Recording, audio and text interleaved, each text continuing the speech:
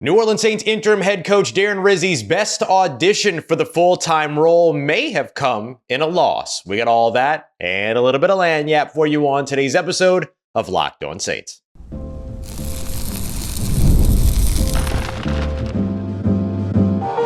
You are Locked On Saints, your daily New Orleans Saints podcast. Part of the Locked On Podcast Network, your team every day. What is good, Who Dat Nation and Who Dat family? I am your host, your friend, Ross Jackson, New Orleans native, your New Orleans Saints expert and credentialed member of the media covering those New Orleans Saints, as a Saints beat writer over at LouisianaSports.net and Saints analyst with WWL TV. And on today's episode of Locked On Saints, Taliese Fuaga, the rookie left tackle, looks like a star. We'll break down the success that he's found over the course of the past few games since being drafted in the first round by the New Orleans Saints. We'll also take a look at Derek Carr. We got an update on his potential for availability up against the Green Bay Packers and why Darren Rizzi's best audition as the New Orleans Saints full-time head coach came in a loss. We got all that and much more for you. We appreciate you very much, whether it's your first time or your next time, for making us your first listen and for being an everydayer here on the show, which is a proud part of the Locked On Podcast Network, your team every day. Today's episode brought to you by friends over at Game Time. Download the Game Time app, create an account, and use the promo code LOCKEDONNFL for $20 off of your first purchase. Terms apply. Last weekend's loss to the Washington Commanders may end up being Darren Rizzi's best audition for the full-time head coaching job. And I truly do believe that. Up next, he's got the Green Bay Packers in a game where the New Orleans Saints are heavy underdogs on the road, 13.5 points. Then they're at home against a hapless team in the Las Vegas Raiders. Then they travel to take on the Tampa Bay Buccaneers, a win that they've gotten a few times over at Raymond James Stadium. And so looking at where things are in terms of the reality of what the next three games might look like for New Orleans, which could be a loss and 2 wins, it could be a loss, a win, and a loss, whatever it might be. Unless there's this massive upset in Green Bay on Monday Night Football in front of the world, then his best audition, Darren Rizzi, who's currently the interim head coach, to get that interim tag removed, came Sunday up against the Washington Commanders. And it's not a bad audition to have, or a bad, let's say, resume line to have, right? The audition will be the total of the 8 games that he will have coached, plus all the other things that they already know about him. But not a bad resume line to come into that game and make what was a tough choice, which we've seen the New Orleans Saints. It feels like something that they've struggled with in the past is making those tough choices, kind of, going against a little bit of what it is that they expected to work and saying, hey, that's not working. Let's try something different. Well, they go in, they give Jake Haener his first start in his career. And at halftime, even before halftime, it was 30 seconds before halftime, hit that Spencer Rattler was told that he was going to be going in for the second half, or at least get the first chance in the second half. And so that's a tough decision to make. When you're looking at developing a young guy like Jake Haener, and you give him the opportunity to go out there and get his first start, and then halfway through you say, never mind. That's not an easy decision to make as a head coach, but Darren Rizzi made that decision. Then you get into a 17-point hole, right? 14-point hole in the first half, but then a field goal to open up the second half for the Washington Commanders puts the Saints in a 17-point hole. And instead of that team giving up on itself, instead of that team being in a situation to where it didn't play as hard or had kind of gotten down on itself, and therefore, even though tried to play as hard, couldn't play as hard, all those other things, they instead come back with 4 consecutive scoring drives in the second half, showing a belief in self from this team. That is coaching. That is something that we haven't seen from the New Orleans Saints under, let's just say, previous leadership. We've seen many times at the end of games, people take to their, whatever their platforms might be, whether it's television, radio, whatever it might be, and talk about how the Saints looked like they gave up. No conversation around that when it came to storming back and almost winning that football game 19-20, almost won it 21-20 when the ball was in the hands of Juwan Johnson, but just outside, not able to bring it in on that 2-point conversion.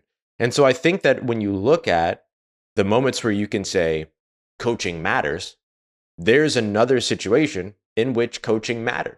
I would say the same thing about the Los Angeles Rams game. There was a similar situation there. They didn't get down as heavily and all those other things, but never led in that game, but then were in position to score a touchdown and go for two at the end of it, despite the lead that Los Angeles had built. In this game, you have the rookie quarterback go in. You have the rookie quarterback lead 4 scoring drives, one of which was capped off by a touchdown pass by your wide receiver in Cedric Wilson Jr. But that team never gave up. That team never stopped believing in itself. I think it was Tyrann Mathieu.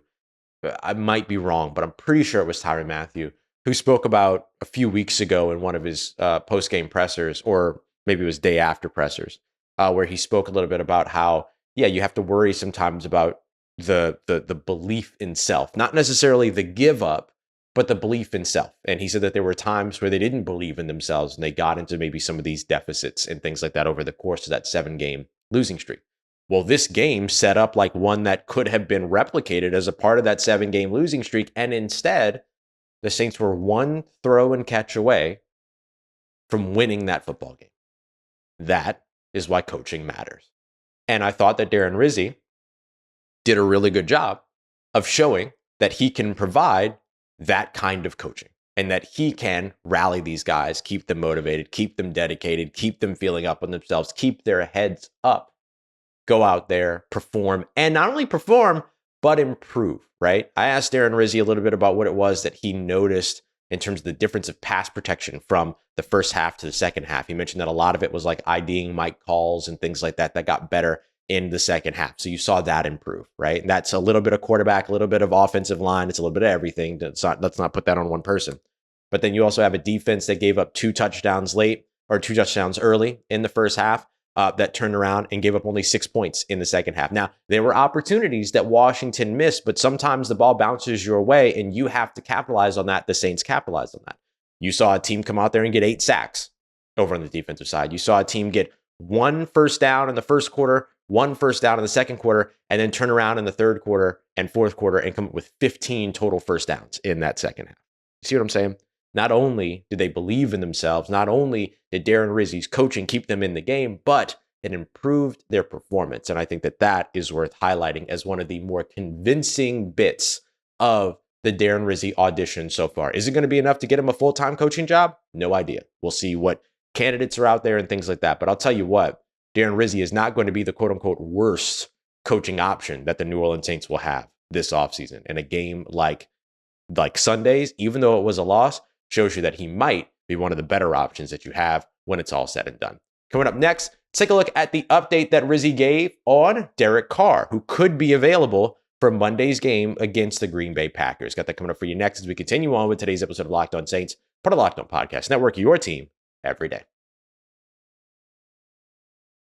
Today's episode of Locked On Saints brought to you by our friends at Game Time, where I go all the time to pick up my tickets for my favorite events, whether I'm planning months in advance, but especially when I'm planning moments in advance, because the last minute ticket prices on Game Time are unbeatable. They think so. They have their Game Time guarantee, which means that if you find the ticket in a ticket on another ticketing service in the same section and same row for a cheaper price, they will credit you 110% of the difference over at Game Time. You can also check out Game Time Picks, which is a curated experience, makes it so you don't have to sift through thousands of ticketing options, because there's a ton of ticketing options over at Game Time, and also all-in pricing, which you can toggle on so you're not taken by surprise by any fees when you get to your checkout, and of course seat views as well. So basically, they're just taking all the guesswork out of buying tickets with Game Time. You can do so today. Download the Game Time app, create an account, use the promo code Locked On NFL, get $20 off of your first purchase. Terms apply. Again, create an account and use that promo code LOCKEDON NFL for $20 off. Download Game Time today. What time is it? Game time. Today's episode brought to you by FanDuel, America's #1 sportsbook, where you can go to make the most of the rest of this NFL season and much more. The NBA season continues to roll along and much more on the way, and FanDuel has it all for you. Right now, the New Orleans Saints, 13.5-point underdogs on the road up against the Green Bay Packers. Last time the Saints were 13.5-point underdogs was 2000, the year 2000, up against the St. Louis Rams. And the Saints actually ended up winning that game. So take that for what you will. But if you want to bet on this one, you can head over to FanDuel to get started today. And right now, new customers are going to get $5, or excuse me, can put down $5 and get $150 if they win your first $5 bet. That's $150 in bonus bets if you win your first $5 bet as a new customer at FanDuel. Just head over to FanDuel.com today to get started. Never waste a hunch and make every moment more with FanDuel, an official sportsbook partner of the NFL. Once again, that's FanDuel.com. All right, family, the New Orleans Saints could potentially have Derek Carr back out on the field up against the Green Bay Packers on Monday night. But is that really the best option for New Orleans? Now, what I mean by best option is this. What's more important to you? Winning games towards the end of the season or evaluating your young talent? Because if winning games towards the end of the season is the most important part, and believe me, there's value there, right? Darren Rizzi is trying to build up that coaching resume as we were just talking about. So he's going to be trying to win games down the stretch so that he has a viable option of being the Saints' next full-time head coach. Players want to win games. Players want to put the best tape available out on the field so that not only do they potentially have the opportunity to return to New Orleans, but they're putting good tape out for the other 31 teams if they're headed to free agency this offseason. So there's plenty of reason for coaches and players, coaching staff, the organization to continue to want to win games.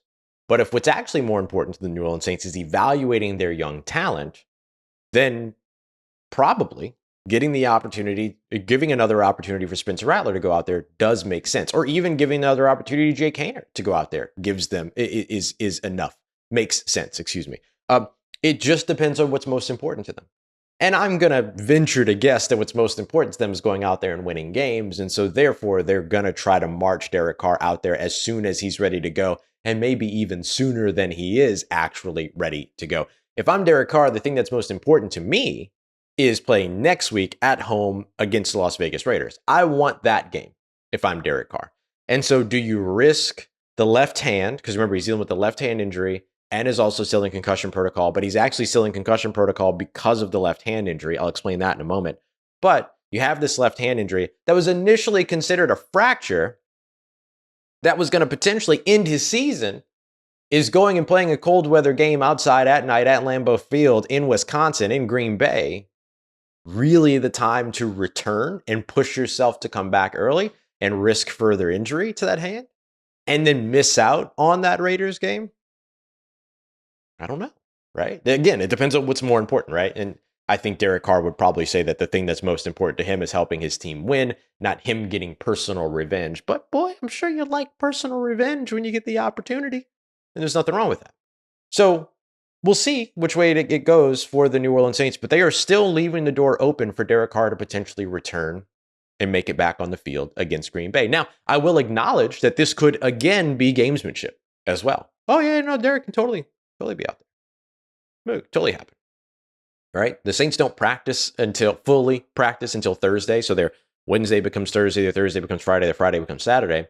They're going to do a walkthrough, kind of half practice type of a situation on Wednesday, but then their real practice week doesn't really start until Thursday. So they get an extra day to give Derek Carr that time to kind of see where things are with his hand in particular.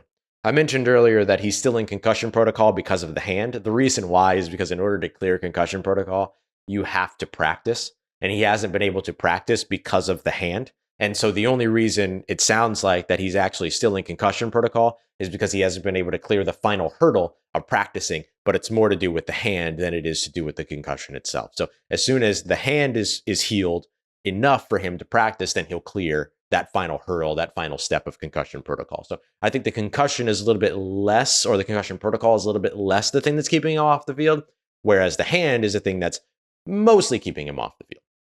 And going to go and play up against a team in a cold weather game and all those other things, maybe not the time to risk the hand, but we'll see.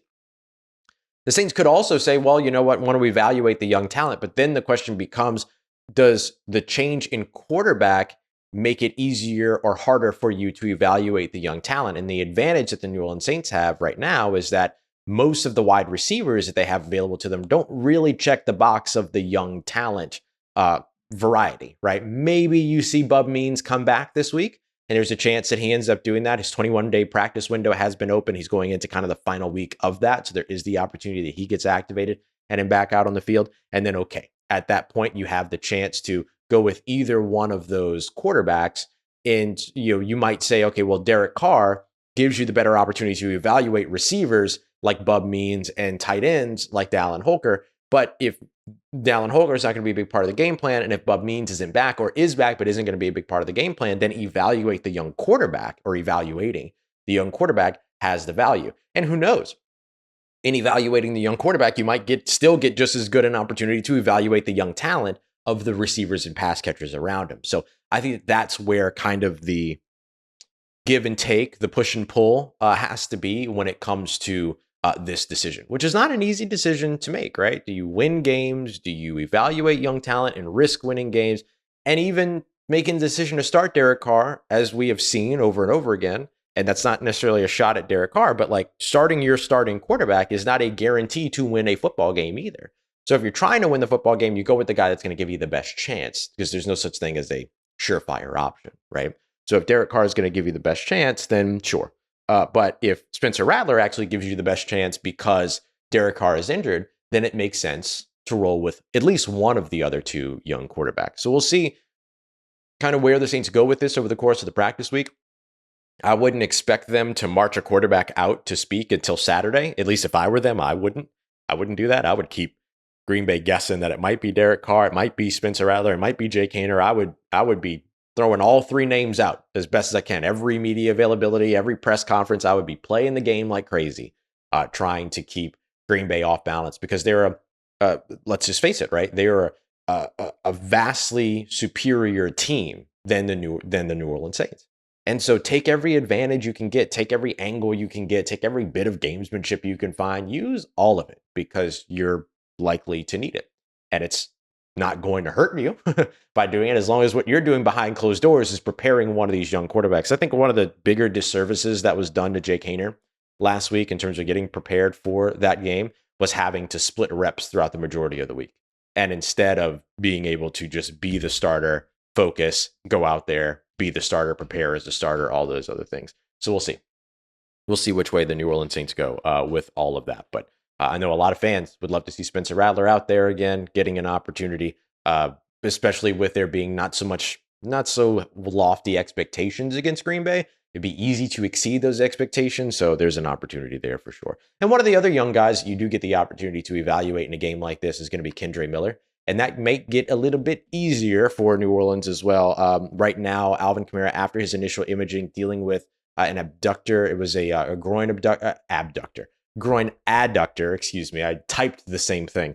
Groin adductor injury. He's going in for further tests and things like that. Believed to be minor initially, but Darren Rizzi was kind of declined to acknowledge if it is actually minor or major. He's going to wait and kind of see how this all pans out. There's more test, more imaging on the way that will give some more information. So if Alvin Kamara is unable to go, then all of a sudden you get a real opportunity to evaluate the all game, really, like potential full game of Kendre Miller with some Jordan Mims mixed in, with some Jamal Williams mixed in. So another young talent that you might get the opportunity to see be evaluated and see more of against Green Bay on the road Monday night. All right, coming up next, speaking of young talent, Taliese Fuaga has been awesome, and the New Orleans Saints absolutely nailed their first round pick this year. We got that coming up for you next as we continue on with today's episode of Locked On Saints, part of Locked On Podcast Network, your team every day.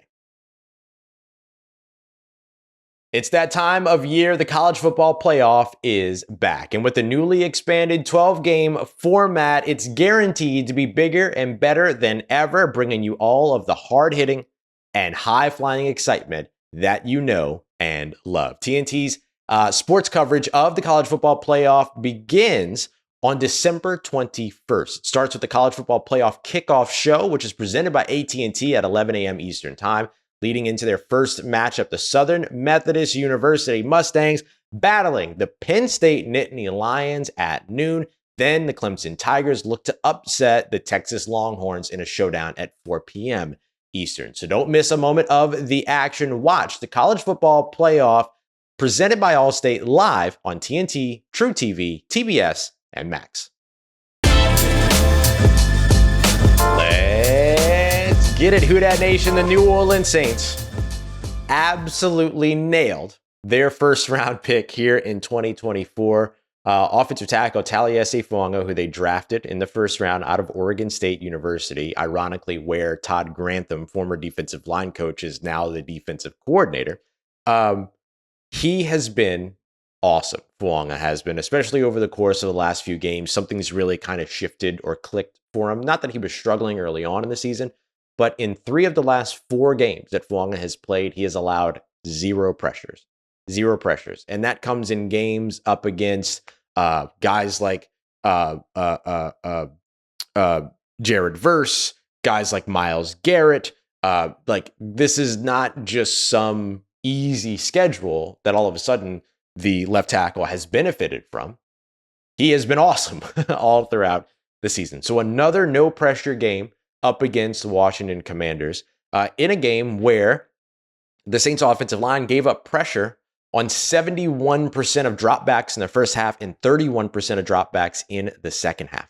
So a big gap in terms of what those, there's like a 40% swing from the first half to the second half. And again, some of that was like identification stuff, some mental errors, things like that. Darren Rizzi highlighted. But despite all that pressure that came through, Taliese Fuaga was responsible for absolutely 0 of it. Absolute 0 of it. And this has been something that the Saints have needed for a while, right?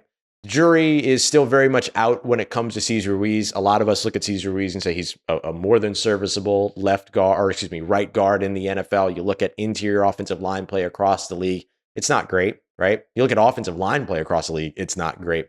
But when you have, a guy like Cesar Ruiz that kind of splits the vote a little bit, a guy like Lucas Patrick that has struggled massively since he's returned from injury the first time this season. Saints are definitely going to need a new starting left guard at the beginning of next year. You dealt with injuries, Eric McCoy at center. You dealt with injuries along the interior, but the 2 guys that have played every single game so far are rookie Taliese Fuaga and then Trevor Penning, who, if we are fair to Trevor Penning, and he certainly deserves for people to be fair to him right now, this is kind of a rookie-ish year for him as well, right? Because he has now taken on a brand new role as the starting right tackle, first time that he has been playing that position.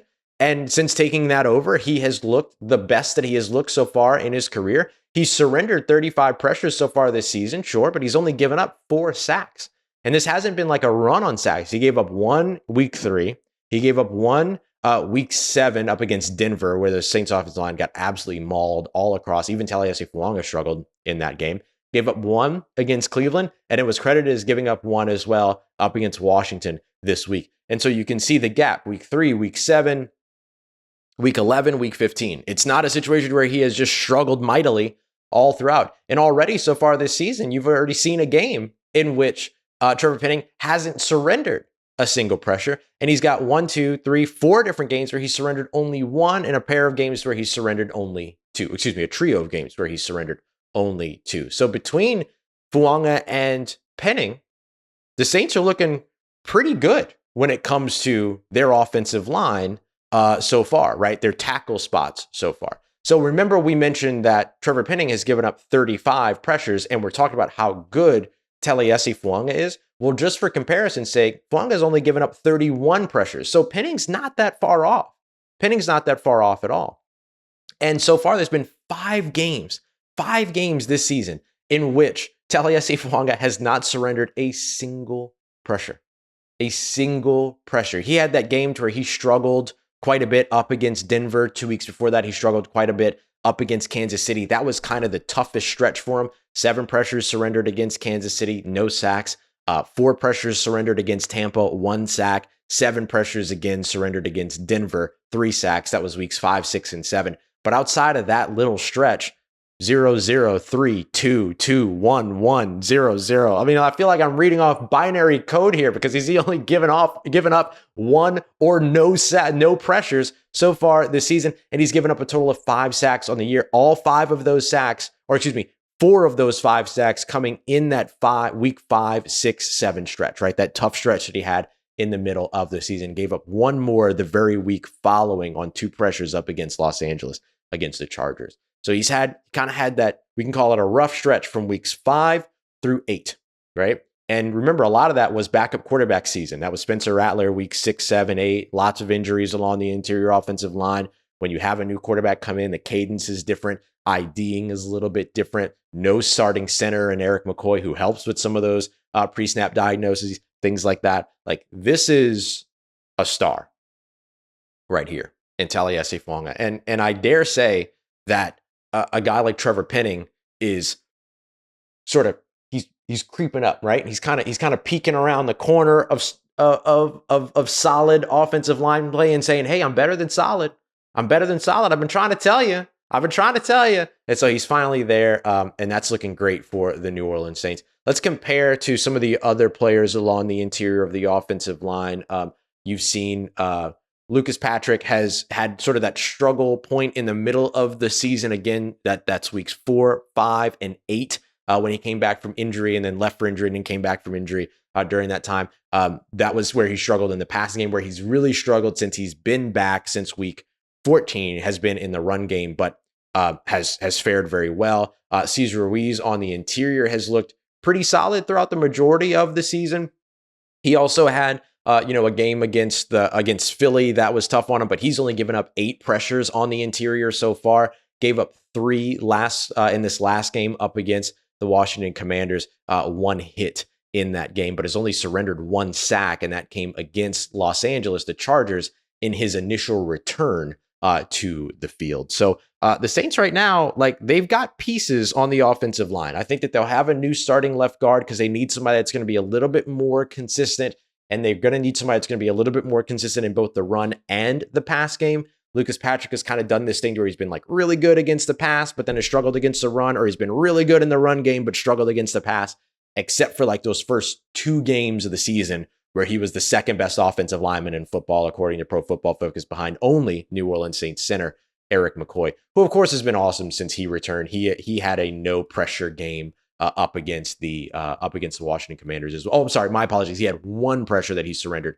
up against the Washington Commanders as well, but no sacks. So he has been excellent. 3 pressures in the 6 games that he's appeared in so far for New Orleans. So Saints have pieces on the offensive line, but it's all anchored right now by guys like Erik McCoy as well as Taliese